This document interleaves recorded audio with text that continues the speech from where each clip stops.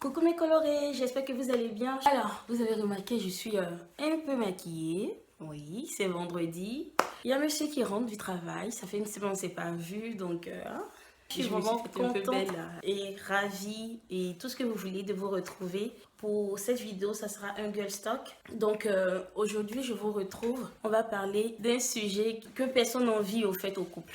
Donc on va parler de prise de tête, de disputes, de querelles, de palabres, tout ce que vous voulez comme nom, qui en gros fait partie de la routine de couple. Quoique, il y a des couples qui se disputent jamais. Donc là, je sais pas comment ils font. Mon chéri et moi, c'est pas du tout notre cas. Nous, on se dispute au fil des années. Lorsque vous franchissez un autre cap, il y a aussi les disputes pour ce nouveau cap que vous avez franchi. C'est-à-dire, quand vous n'avez pas d'enfant, par exemple, vous avez les disputes pour lorsque vous n'avez pas d'enfant. Ouais, donne-moi la télécommande. Non, je vais regarder telle chaîne. Non, moi, je ne vais pas regarder telle. Et quand maintenant vous avez des enfants, ouais, mais change sa couche. Elle a fait caca. Mais pourquoi non, non, non. Ouais, c'est toujours que de la changer. Donc, vous voyez, au finish, on a toujours de quoi se disputer. Donc aujourd'hui, pour parler de comment gérer les désaccords et autres, je vais me baser sur mon expérience avec mon mari ou alors mon expérience dans le passé. Premier point, ne pas avoir peur de perdre son conjoint ou sa relation et dire librement ce qui dérange, ce qui ne plaît pas dans la relation. Lorsque on est dans un couple, par moment, on sent vraiment l'histoire venir. On sent qu'il y a de l'électricité dans l'air. Donc, dans ces genres de cas, il y a des personnes qui ont peur parce qu'elles se disent « Oh purée, si on se dispute, à la longue, il risque de me quitter. Si on se dispute, il risque d'aller voir ailleurs. » On a peur que cette dispute, au fait, mène à la fin de la relation. Sauf que, en réalité, c'est en ne disant pas les choses que vous finirez par vous quitter. Je le dis pourquoi? Parce que dans le passé, j'ai été dans une relation où je redoutais vraiment la fin de la relation. Donc, dès qu'il y avait quelque chose, je me disais, c'est pas grave. En tous les cas, il n'y a pas de couple à faire. Sauf que ça n'a rien résolu à la situation de notre couple, au fait. Au finish, on n'est plus ensemble. Voilà. Donc, j'ai compris une chose, c'est que quand quelque chose ne va pas, qu'il le prenne mal, quitte à me quitter, c'est son problème. Mais au moins, je sais que je lui ai dit que ça ne me plaît pas. Le deuxième point, c'est vraiment un point qui est dans la continuité du premier. C'est de crever l'abcès, c'est de dire le fond de sa pensée, c'est vraiment s'attaquer aux racines du problème et de ne pas lâcher tant que les choses ne sont pas résolues. Trouver le moyen de communication, que ce soit par message. En tout cas, mon chéri et moi, à nos débuts, lorsqu'on se fâchait, il m'arrivait des fois de faire des jours sans lui parler. Donc, la solution qu'on avait trouvée, c'était de s'envoyer les messages. Ou alors, c'était à l'écrit. Moi, j'adore écrire, donc je laisse un mot. Ça peut paraître bête, hein. Mais je trouve que quand j'écris, je prends la peine de me poser. Je déverse tout ce que je ressens et autres. J'écris tout.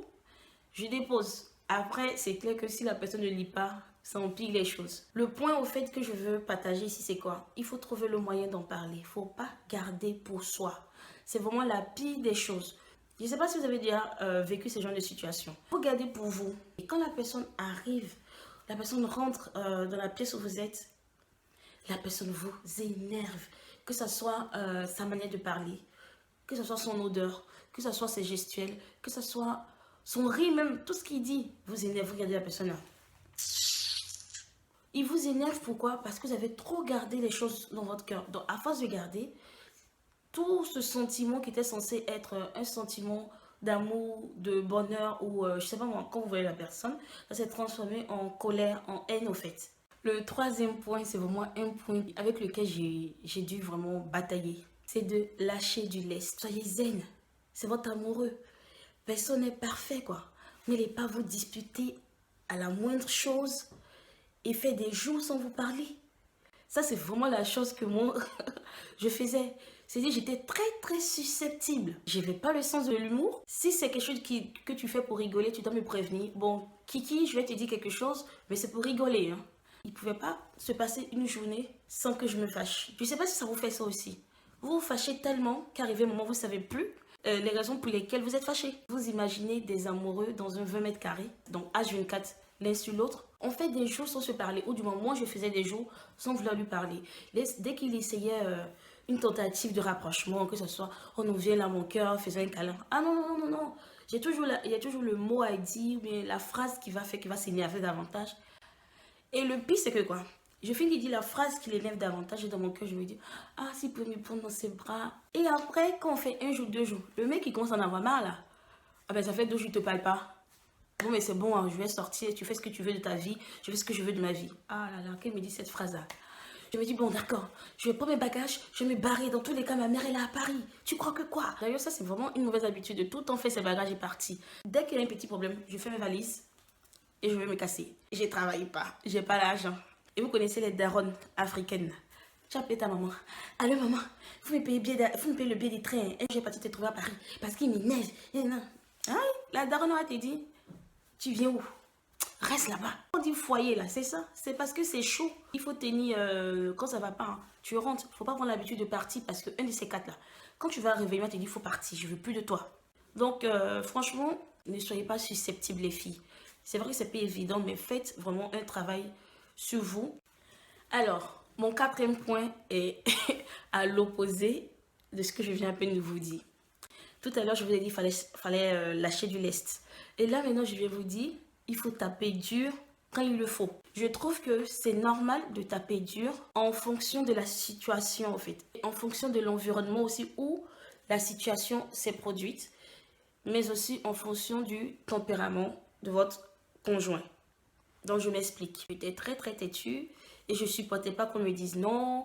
Je ne supportais pas, comment je vais dire ça, l'autorité. C'est-à-dire se dire que oui, c'est lui l'homme. Oh, je n'aimais pas ça, franchement. J'avais du mal avec, mais j'ai vraiment prié pour ça. Et mon chéri, il est entier dans tout ce qu'il fait. Quand il se fâche, il est à fond dans sa colère. Quand il est content, il est à fond dans sa joie. Vous imaginez une personne qui est très vive et une personne qui est super têtue, qui ne veut pas l'autorité. Ces deux personnes ensemble, c'est pas joli. Par moment, il faut savoir se dompter. Je trouve qu'on est comme des enfants en amour, au fait. Disons que vous allez avec votre enfant au supermarché et que l'enfant fait une crise. Vous avez le choix entre vous dire, il y a des gens qui vous regardent et vous ne réagissez pas du tout. L'enfant continue de faire ses crises et vous sortez du supermarché. Quand vous sortez, ouais, qu'est-ce que tu m'as fait, j'ai pas aimé. Sauf que l'enfant, il risque, selon moi, de répéter ce genre de situation. Et chaque fois qu'il sera au supermarché avec vous, il vous cassera les pieds comme ça. La situation numéro 2, lorsque l'enfant se met à piquer une crise, vous avez le choix aussi de piquer une crise comme lui, devant tout le monde, quitte à vous ridiculiser tous les deux. L'enfant, il comprendra que, ah tiens, ma mère rigole pas. Hein. Donc, la prochaine fois, je pense bien qu'il ne fera plus la même erreur. Quand le mec, il me prenait la tête au supermarché, disons qu'on est devant la caissière qui me dit quelque chose de déplacé ou quelque chose qui ne me plaît pas, qu'est-ce que je fais? Pendant qu'il y a la caissière qui est là, ah ben, tu veux qu'on se dispute là? Ben d'accord. Quand il commence, je le suis. Ah oui, tu es content de toi, tu dois être bien fier là. Ouais, mais bravo, bravo, continue. On sort de là, on arrive à la maison, on rigole parce que au finish, on s'est donné un spectacle là. Mais bon, quand je dis une fois de plus, c'est apprendre ou à laisser, n'être pas obligé de faire comment. Ça peut être un manque de sagesse aussi. Donc, c'est la manière qui convenait le plus à nos tempéraments. Puis, au fil du temps, au fil des mois, au fil des années, on a compris que c'est ce genre de situation là qui ne servent à rien. Je ne sais pas comment est-ce que vous allez prendre ce quatrième point là. Chacun fait comme il veut. Mais moi, je vous dis ce que j'ai fait au fait. Je ne vais pas juste, parce que je suis devant vous, me créer quelque chose que je n'ai pas fait. Mon cinquième point est dans le même sens que le quatrième, c'est régler vos différends sans, franchement, se soucier du qu'en dira-t-on. Chaque couple a sa manière de faire. Il y a des couples qui, d'ailleurs, seront bras dans bras. Ils vont s'embrasser, s'amouracher. Lorsque vous les voyez, vous vous dites, oh purée, est-ce que nous on s'aime? Et plus tard, vous apprenez que, ah, mais ceux se disputent, hein, c'est pas ce que tu crois. Donc, il y a des couples comme ça qui vont sauver les apparences. Et lorsqu'ils rentrent chez eux, ils vont mettre du Mozart et puis ils vont se disputer à fond. Comme ça, les voisins vont pas entendre. Bref, là j'exagère, mais c'est juste pour vous montrer un peu l'image, en fait. Chaque couple sait comment est-ce qu'il agit. Donc, le tout, c'est de rester fidèle à votre manière de gérer vos disputes. Il n'y a pas vraiment une manière qui marche le plus. Ce qui marche pour vous peut ne pas marcher pour l'autre. Mon sixième point pour être à même de gérer vos disputes, c'est de faire attention aux mots utilisés lorsque vous disputez. Lorsque tu dis à ton conjoint, dans tous les cas, je t'ai jamais aimé, qu'est-ce que je fais avec toi? Tu vaux rien, tu es nul, non, non, non. J'aurais pu être avec quelqu'un d'autre, oh, je mérite mieux que toi. Quand vous finissez de vous réconcilier, c'est resté dans la tête du mec. Donc, il faut vraiment faire gaffe à ce qu'on se dit. Au lieu d'utiliser des paroles blessantes, on peut préférer le silence. L'autre chose que moi j'ai essayé de mettre en pratique, après c'est pas tout le temps que ça marche, parce que des fois je suis énervée, j'ai pas le temps de pratiquer ça, c'est que j'ai remarqué que quand je dis là mon cœur tu m'énerves, le fait de dire mon cœur, c'est comme si ça me calmait un peu. Et aussi, il y a des phrases qui sauvent. C'est de vous disputer comme ça. Puis le mec qui vient qui te dit, oh mais Kiki, t'as pas te fâcher pour ça. Oh, arrête ma puce, viens là, je te fais un bisou. Ça m'énerve, j'ai envie de me fâcher. Et maintenant, je peux pas me fâcher, c'est tellement mignon que je peux pas me fâcher. Essayez de mettre en place ce genre de petites phrases. Sur le coup, c'est pas facile, je vous assure. Alors, donc, le 7e point, c'est de fuir les sujets qui fâchent. Je vais prendre un exemple tout simple. C'est que mon chéri, des fois, quand il rentre dans ces questions sur la religion, je sens déjà le problème venir, quoi. Mais moi, je suis tellement susceptible lorsqu'il s'agit de religion. Et je pense que d'ailleurs, c'est pas bien parce qu'il faut quand même avoir l'esprit ouvert pour entendre le point de l'autre. Comme je sais que je vais me fâcher, il va me poser des questions. Il va me poser des questions qui vont paraître trop bêtes pour moi. Donc, ça sert à rien de commencer. Donc, dès qu'il va me parler de... Oui, d'ailleurs, non. C'est même pas la peine qu'on parle de religion. Non. On va pas faire des discours inutiles là-dessus. Voilà. Après, peut-être que j'ai tort de faire ainsi, mais je préfère ne me pas commencer par ça. Ou alors, parler constamment du passé de la personne. Parce que lorsque vous êtes mis ensemble, la personne t'a dit, ah, avant, j'étais très infidèle, j'ai connu beaucoup de femmes, nanana. Dès que vous vous fâchez, oui, dans tous les cas, toi, je sais que tu n'es pas fidèle. C'est ce genre de sujet-là qui vont faire mal à la personne. La personne va se dire que, au fait, je fais des efforts pour rien. Depuis que je t'ai rencontré, je suis plus le même homme. Alors, un autre point qui est important, j'aurais dû même commencer par ça, c'est la communication. Vous vous disputez avant même d'aller voir la copine. Avant même d'aller voir la maman, d'aller voir l'ami, il faut trouver le moyen de lui parler. Il faut trouver votre mode d'échange, votre mode de communication. Parce que à courir d'abord vers la copine ou vers l'ami, ça risque d'aggraver vos histoires. Lorsque tu vas devoir expliquer à la copine, tu revis la situation. Tu vas expliquer à la deuxième copine, tu revis la situation à nouveau. Donc, ça t'énerve davantage. Le pire, c'est que tu ne connais pas le fond de la copine. Tu ne connais pas les intentions de la copine. Ce n'est pas toutes les copines qui conseillent bien. La fille, tu as venu lui dire, mon chéri, il m'a fait ça. Ah, comme ça, tu dis, l'idiot. Hein? C'est quel connard ça? Qu'est-ce qu'il raconte? Alors que toi, tu n'as pas besoin d'entendre ça.